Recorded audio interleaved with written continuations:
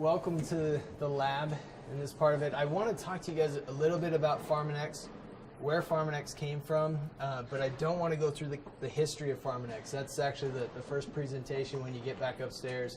I find it's a lot better to be able to see it on PowerPoint as you go through it. But Joe Chang was the founder of Pharmanex, founded it in 1994, and then Nu Skin purchased him and his scientists and came over here. He's now our chief scientific officer.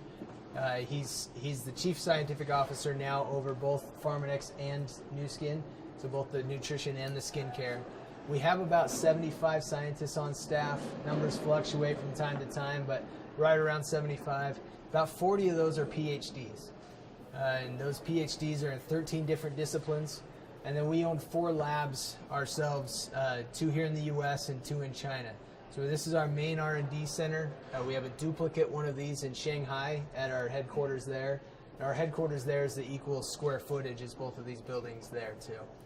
And then we have a clinical research center in Beijing.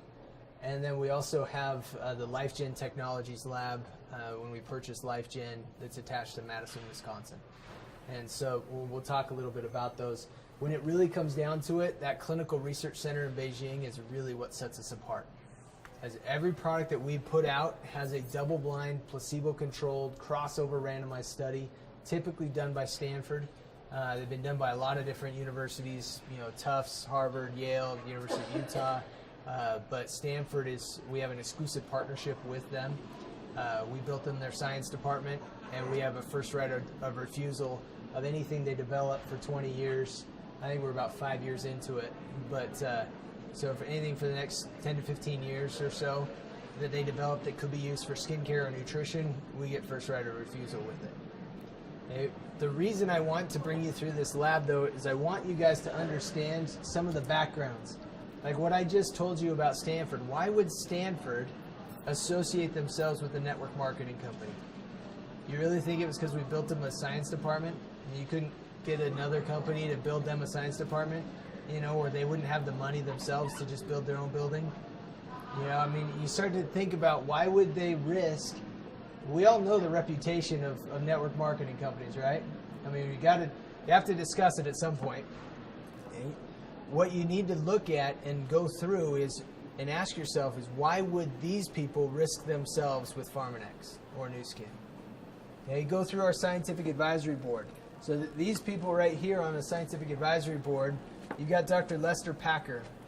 Dr. Packer actually postulated the theory in his doctoral thesis that what he called there are good guys and bad guys in our body, and he called them antioxidants and free radicals. He's got the Packer Labs at UC Berkeley named after him. He's written 700 peer-reviewed white papers on the topic and 70 plus books. 69 of them are college textbooks. When I was taking a business course, a public speaking course at BYU, I thought, well, if I've got to do a speech, I might as well do it on something that's going to help me. So I did it on antioxidants and free radicals. I couldn't find a single book in their library that wasn't written by that guy. Not one book in their library. And he went on CNN Money and said, this scanner validates my entire life's work. And then asked to be on our scientific advisory board. Now, we pay these guys about $30,000 a year to be on there. This guy's worth tens of millions of dollars. Why would he risk his reputation, his name, to be associated with a network marketing company if he didn't think the science was real? These are the things you gotta ask yourselves, because you guys have the same questions, right? If you're a doctor, you came here, or a business person for that matter, but you came here to figure out if this was real, could I put my name behind it, and if I do, will I be embarrassed? Those are the questions that are in your mind. So go to Nu Skin USA, click on company, and then scientific advisory board, and start reading their bios. And ask yourself, why would that guy or that woman associate themselves with this company? Because it's not for $30,000 a year, guys. They're not risking it for that. As a business owner, you own an LLC and declare bankruptcy and still become the president, right? And nobody cares. As a scientist, your name's it. You can't hide behind it. If you become a fraud, it's over. So it's a little bit different. You got Koji Nakanishi right here. He's the head of the Columbia Chemistry Department. He is the one who discovered the active ingredient and did all the original research on ginkgo biloba. That's why we have a really good ginkgo product. You've got Dr. Paul Cox. So have you guys ever seen the movie Medicine Man? Sean Connery, old movie, but is loosely based upon this guy's life. He's spent 50-60% of his life sleeping in some rainforest, some jungle, somewhere in the world, looking at indigenous plants. He's an ethnobotanist. And he looks at all these different plants and says, why do people use them for what they're using them for? For instance, he was in the Amazon in Brazil, and he was at this kind of rite of passage ceremony where these boys were becoming men, and they're walking across coals. And as they walked across coals, when they finished it, they took these plant leaves and stuck them on the bottom of their feet. And he said, that's really interesting. Why would they do that? And so he took a whole bunch of those plant leaves and brought them back to the lab, ran them through some of the equipment I'll show you in a minute, and discovered a new compound that scientists didn't know existed. And that's the active ingredient now in a product that we have called Ice Dancer. It's called Firewalker. It's just to calm your feet. They're on fire, or they're just had a long day or whatever, and that's what it's for. Now that is all the products that he creates is part of a line that's called Epic. And anything that's an Epic product, a portion of the profit of whatever product it is goes back to wherever he discovered the plant that he put in it. So there's a baobab body butter lotion, and every time you buy one of those, they plant a baobab tree in Africa. The Firewalker, 25 cents of every bottle goes back to these people, where he found that. And we built a school down there. We built a bridge to get to the school because they just had a log before. So different things like that everything that he does is his way of giving back. But then you come down here, you got Dr. Thomas Prola and Dr. Richard Weindruck. So Thomas Prola and Richard Weindruck are the only two scientists to ever prove a theory of longevity. So if you ask any anti-aging doctor out there, is there a proven theory of longevity? The only one that's come back is caloric restriction. And so these guys are the ones that did that study. It's a 20-year clinical trial that they proved that if you eat a meticulously balanced 600 calories a day, that you will live longer and healthier. The problem is most of us ate more than that for breakfast. And so now all of a sudden we're in trouble, according to their study. But what they did in that study was they allowed us they did punch biopsies. And they actually patented, if you look up LifeGen and their patents, so Google LifeGen patents, you will realize that they have patented the ability to measure genetic expression by organ with the use of genetic heat mapping.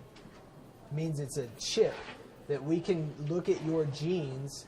There's 30,000 genes in the body, and we can tell how they're acting. And so this is what I want you guys to kind of wrap your heads around a little bit. You'll hear a lot more science of this later, where you get the dumbed-down version of it right now, okay? So the dumbed-down version of it is there's 30,000 genes in the human body, roughly. You have the exact same DNA when you were born as you do when you die. How come when you're born, your skin is smooth as a baby's bottom, and when you die, it's not? How come when you're born, you don't have much hair, and when you die, you kind of go back to not having much hair? Or it starts to go gray, or, I've got lines or wrinkles. I don't have the energy I used to have. I don't have the stamina or the ability to, build or maintain muscle. Why does that happen? Ultimately, it's because those genes act differently as you age. What these scientists at LifeGen figured out, and what we've been working with them on for about 13 years now, and funded their research, and we're about $250 million invested into this research.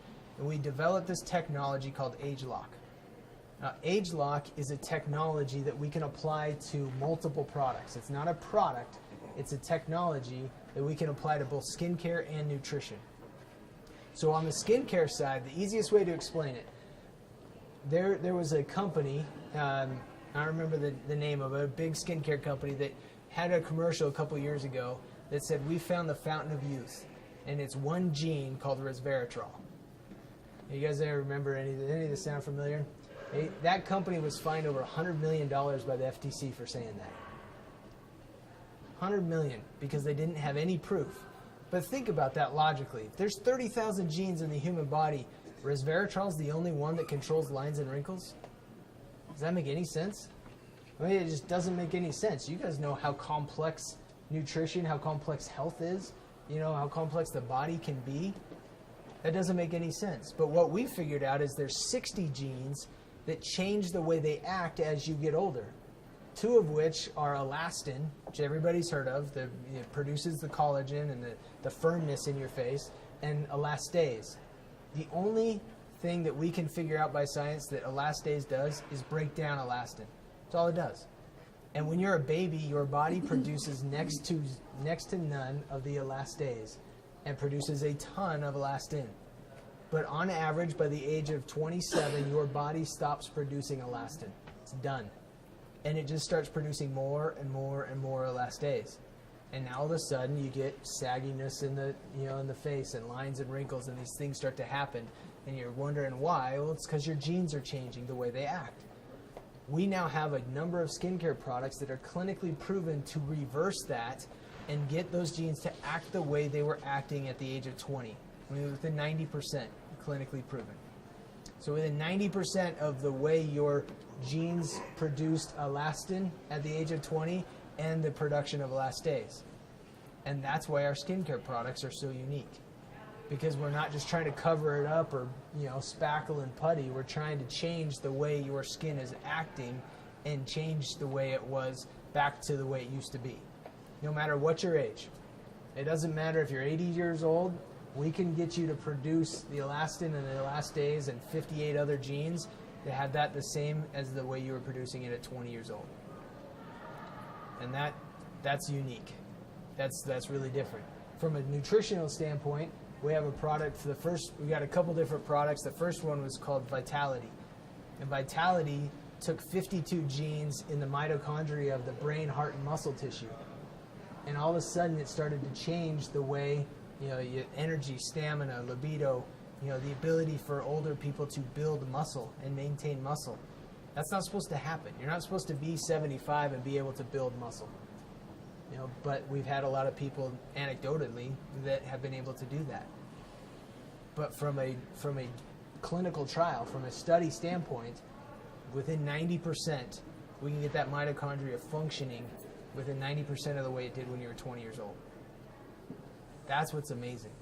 Now, as you look at these products and the way you look at it, if you look at Vitality, there's a lot of ingredients in there that they won't tell us because it's a patented blend. But one of the ingredients in there is called ginseng. We've all heard of ginseng. We've all probably had ginseng at some sushi restaurant or something like that. You can get ginseng anywhere. But they spent 3 years studying and figuring out which strand of ginseng, combined with the fact that there's 13 good manufacturing processes to manufacture ginseng. But they figured out that there was only one strand and only one of those 13 good manufacturing processes that would produce the desired genetic benefit. That's what makes the product unique. It's not the fact that they have ginseng, and people all the time tell me, well, they look at it and they're like, well, I already take ginseng. Okay, but it's not the same strand with the same good manufacturing technique to get the genetic benefit to your mitochondria as what Vitality does. Does that make sense? So that we go through this, and you'll hear a presentation up there about the 6S process. The ability to actually substantiate the claim, but then to also standardize across the board. Every single time you take a pill, it's the same amount of every ingredient that's in there. Do you guys know how hard that is to do with nutrition, with a natural product that can vary widely by every harvest? It's very technical. It's very difficult to do. But that's what we're doing in every one of those pills, every one of those products, because that's where we know it works. So let's move down to this next window down here, and I'll show you kind of how we're doing some of that. So what do you do in Boston? Guys, so these machines right here, they're called high performance liquid chromatography machines, or HPLCs. You got, 10, 15 of them, somewhere in that range. The cream colored one's about 75, 80 grand a pop. And then you see the ones with the taller tacks, there's taller stacks, excuse me. Those are about $180,000 a piece. That is the only way to measure the amount of antioxidants in the tissue. You would grind up, excise 4 square inches of skin, grind it up like hamburger, liquefy it, and run it through that machine to give you a number. Or you put your hand in front of a little blue light, and in 30 seconds you get that same number. Now I will give you that HPLC is not more accurate, but will give you a broader stroke as to exactly how much of all 18 carotenoids that can be found in the body. My question to you is, how many of you can name all 18? Let alone, could you explain or want to explain to your patients which food they have to eat to get all 18? You know, what we're trying to do is simplify the process. With our device, with the scanner, if you took the lab unit, we can tell you how much of all 18 are in there if we wanted to. But the problem is, what good does it do you? If we can simplify it and make nutrition, which is so complex, and simplify it down to a number, now all of a sudden it becomes a lot easier, right? Now all of a sudden you can talk to your patients about it, and it isn't a 20-minute conversation, it's a 1-minute conversation. Your number's low. It's like cholesterol. I mean, how long could you talk to your patient about cholesterol? Really? I mean, for them to really understand it, maybe an hour, 30 minutes? I mean, somewhere in that range. You're not going to do that. But everybody knows 350 is high, 150 is okay. You know, that's what people know. That's what we need to get this scanner number to be as well. You know, higher is better, and you want to be over 50,000 and as high over 50,000 as you can be. You can look at your patient in the eye and say, you know what, you're low, we need to get that number up. This is a way to do that, this is what I recommend. It's that simple, that's the conversation. The other way to look at that machine, if you poured a Coke into that machine, you can tell every single ingredient in that Coke, how much of every ingredient, and more importantly, the quality levels of every ingredient in there. Okay? We all know if I go to McDonald's and get a hamburger, or Ruth Chris and get a steak, same cow, okay, but different quality, right? We all know that. But how come when it comes to nutrition, people don't think that way? They're like, well, I got vitamin C over here, and your vitamin C is a little bit more expensive, you know, but I'm getting it here, so it's the same thing, right? It's not.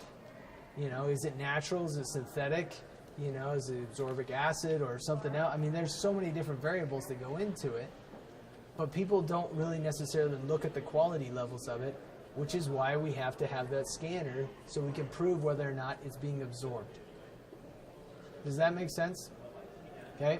Another cool anecdote, if you spit in that machine, we can tell you what you ate in the last 24 to 48 hours. I thought that's pretty cool. I don't know if you want us to know that, but I think it's pretty neat. All right, guys. So this room right here, you're going to have to gather in tight because it's a small window.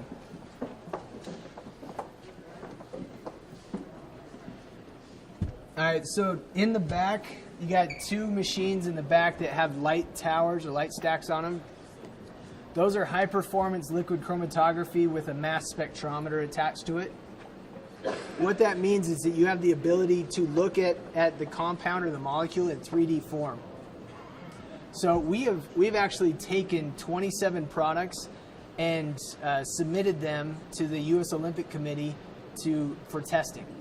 All 27 of the products that we've submitted have been deemed worthy of Olympic consumption by the USOC. They have a number of those machines in their lab because what it does is when they're submitting it for testing, we're not just talking about LifePak. You know, we're talking about shampoo. We're talking about our soap, different things like that. And they're looking at it and they're saying, okay, does this mask a drug? You know, mask a false negative or a false positive? Does this make them fail a test? It isn't just, did I consume LifePak, pee in a cup, and I passed or failed. They're looking at it and then saying, okay, I can look at this molecule in 3D form, and what if I added creatine and protein? What if I added a synthetic, steroid to it? Would it morph the compound into something that would still pass the test? You know, all this stuff, very sophisticated testing. It took about a year for each of these products to get to go through this testing before they said, okay, this is worthy of Olympic consumption. In 2002, we were the first official suppliers to the Olympic Games. Not just a sponsor, but supplier. You know, in 2002 to about 2012, when we stopped paying the 30 million or 20, 30 million a year to put the rings on the box, you know, about 50% of Olympic athletes around the world were consuming our products every day. And the reason being is because they work. They've got clinical trials on them. You know, there's one product we've got called Cordymax. Cordymax is the main ingredient in Vitality now, but Cordymax is clinically proven to increase your VO2 max by 18% per cell in the body. In an Olympic level athlete or somebody that's training and eating in a way to already maximize their VO2, it still increases at 1.8% per cell without failing a drug test. And that product's amazing. Up until Vitality coming out, that was my favorite product because I could feel it when I worked out. You know, and now Vitality just kind of adds it, makes it even that much better. Okay. Then you got this machine down here with the silver tube that kind of comes out like a J. That machine is called an inductively coupled plasma machine, or an ICP unit. It's about $1 million piece of equipment, roughly. And that piece of equipment, when you turn it on, has a gas argon flame that heats up to 4,000 degrees Celsius. So it's actually hotter than the sun. It's the best way to inject raw material into it because every material, when it's burned, will emit a different colored light, and that machine can then detect what it is. So think about last time you guys were in a campfire and people start throwing different things in the fire. You know, wood burns at a different color, and then your kid throws plastic in there, and all of a sudden it turns out green. You know, same concept, just a little bit more technical than what I just told you. Okay, but it's the best way to measure raw material or in heavy metals in that raw material, because we've got to be able to detect if lead or mercury are in our product, amongst a myriad of other things that I don't even know exist. You know, that we've got to be able to look at and make sure that they're there. And this machine up front, this is a gas spectrometer with a mass spectrometer attached to it. It'll measure things at 1 part per 50 billion, which is really a big number that doesn't mean anything. So look at it this way. If you took an Olympic-sized swimming pool, you dropped 1 drop of iodine into that pool, let it filter in that pool for an hour, and then random sample the pool, it fails that test. I think the last time you guys were in a public pool and know there's a lot more than 1 drop of iodine in there of something.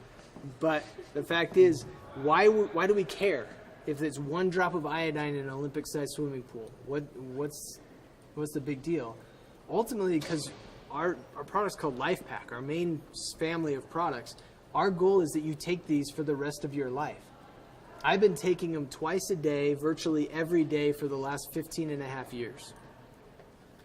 If it had a large content or even a fairly high content of lead or mercury, do you think I'd be feeling a little bit worse after 15 years of taking it, or a little bit, you know, or not as good as I do now?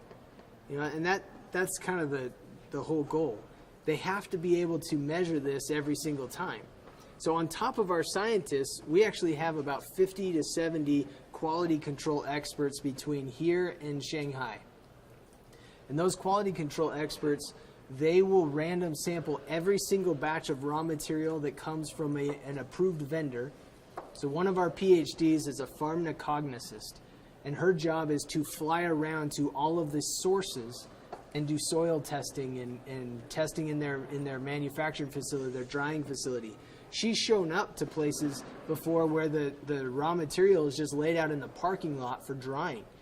Turn around and drive out. You know, we're not taking product from that place. Everybody can make a good brochure, but if you don't have somebody that has the skills and the knowledge and actually goes to the source to find it, because to say that we could produce everything is just naive. We can't produce or control everything that we create. So we have to be able to test everything that comes in. So we reject about 80 to 90% of those that want to source us raw material. But then on top of that, we still reject close to 30% of shipments from an approved vendor. Guys, we're dealing with natural products. We're dealing with plants. It's pretty easy to introduce lead from upstream 3 miles that you have no control over, and all of a sudden your harvest is contaminated. Well, every single time these approved vendors come to us, bring us a shipment, they give us a manifest, and it says, we've tested for these 500 plus compounds, and you're good. If we don't have equipment like this and staffing like we do to random sample every batch of raw material that comes in, then we accept their manifest, right? But the reason we reject 30% of what we receive is because we have found E. coli, we have found salmonella, we've found high contents of lead and mercury and other pesticides and herbicides and different compounds out there that you don't want to be consuming in large quantities. You don't want them in your product. Now, between this building and the Salt Lake City airport, there's roughly 50 nutritional supplement companies. Pretty darn close. And I guarantee you that we have more scientists here than all 50 combined. We're the only ones with the equipment like this to random sample every batch. Then we send it to be manufactured, and then it gets random sampled after manufacturing, so you know by the time you put it in your mouth, it's been random sampled twice. If you never do this with us ever, my goal out of this tour is that you understand that you shouldn't take a nutritional supplement product from anybody but us. For that one reason alone. Because no one else does that. No one else even comes close.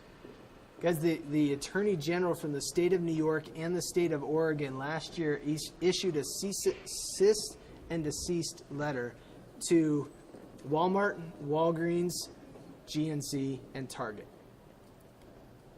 I mean, could you name 4 bigger supplement companies than those 4? I mean, it's not even close. And the reason they did is because when they went in and random sampled their stuff, they found that not one ingredient that was on the label was in the pill.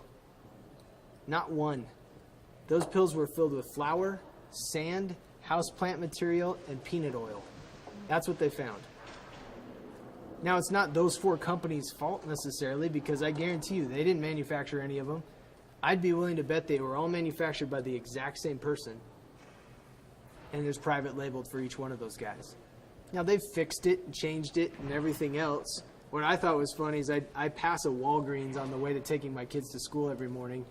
And the week that announcement came out of New York, our supplements at Walgreens were 50% off. You know, it's like, well, we got extra inventory. We'll just move it to Vegas, you know, or wherever else they put it. But same week, guys, they're not gonna do anything about it unless you have the ability to measure. Now, here's where it becomes a little bit different. If you're a healthcare provider, most healthcare providers, I come to you as a patient because I want you to tell me what to do. I want you to tell me, okay, these are the medications you may need. This is what's going on in your health. This is what you need to do. Then when it comes to nutrition, you say, look, you should be taking something because every journal out there says you should take a nutritional supplement. But just go to Walmart or GNC and that 18-year-old or that 80-year-old will tell you what you need. That doesn't make any sense.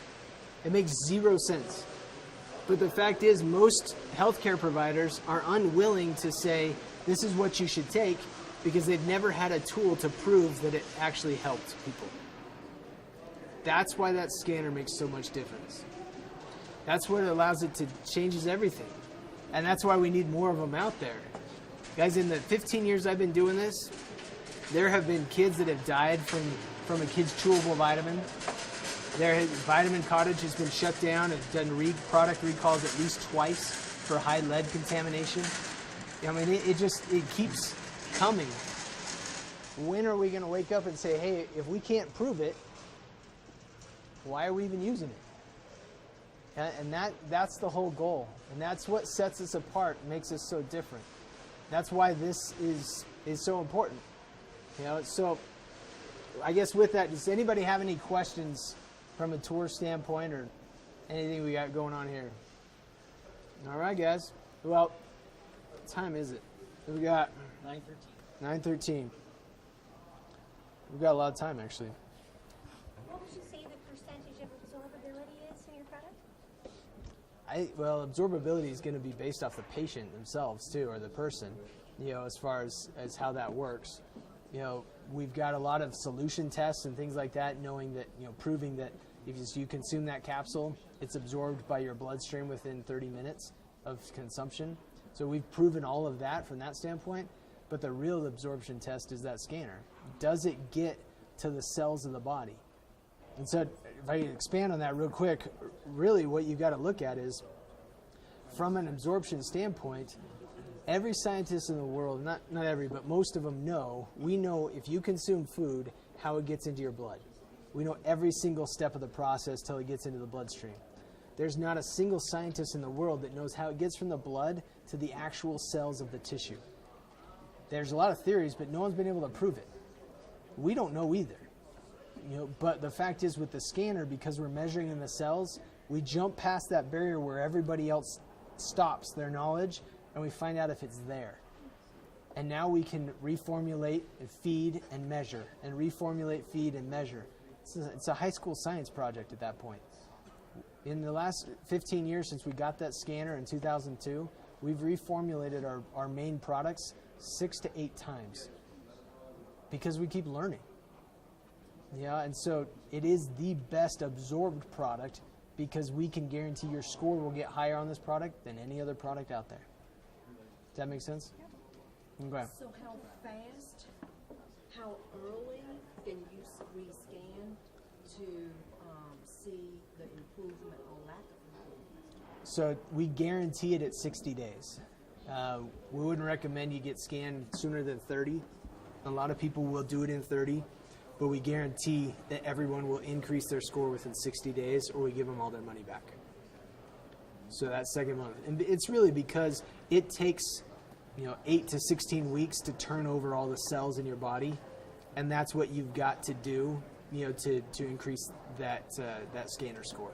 It's the cells turning over. So you're telling me that the impact of the outcome of the product will settle in the tissue and the cells in 6 to 18 weeks, and the scanner can pick up the difference in 30 days, but not sooner than 30 days. You can pick up difference sooner, but the fact is, there's no way to consume LifePak today and tomorrow have your score go up. It doesn't work like that. Your blood score, your blood serum level could go up, but not the cells. It takes longer. It's a slower median of change. Think of it this way. You got blood glucose levels that you check hourly, multiple times throughout the day, and then you have the A1C that's measuring the damage over the last 90 days, right? This is the A1C of nutrition. So you could do blood tests every day because that changes all the time, but now this is more of an A1C test of slower median of change.